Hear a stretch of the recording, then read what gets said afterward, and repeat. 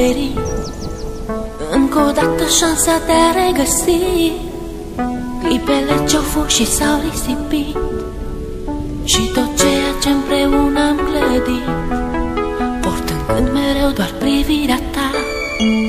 Realitatea nu o pot accepta. Ieri erai cu mine, azi nu mai ești. Ce s-au scris cândva au fost doar povești.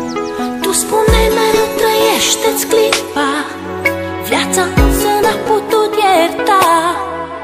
Tu ești sus acolo printre îngeri, mi-a rămas doar amintirea ta.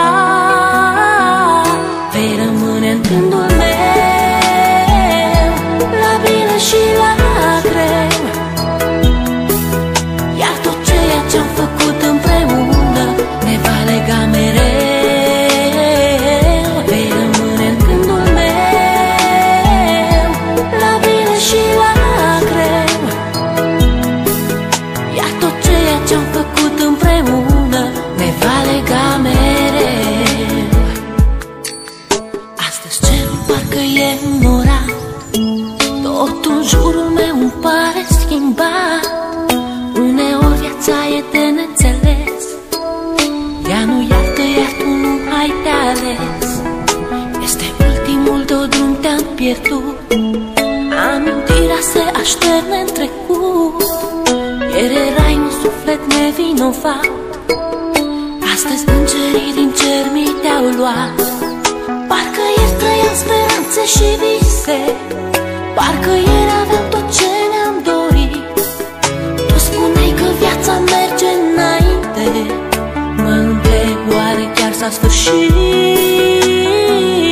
Vei rămâne în gândul meu, la bine și la greu.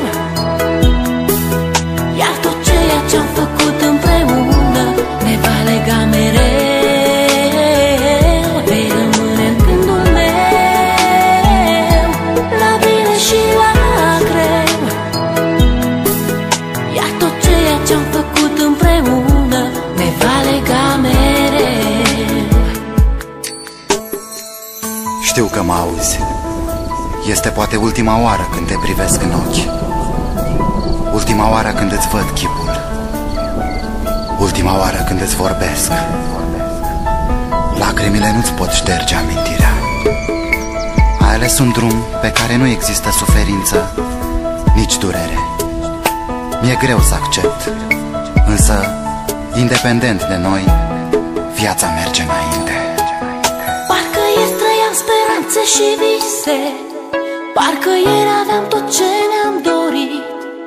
Tu spuneai că viața merge înainte, mă întreb oare chiar s-a sfârșit. Vei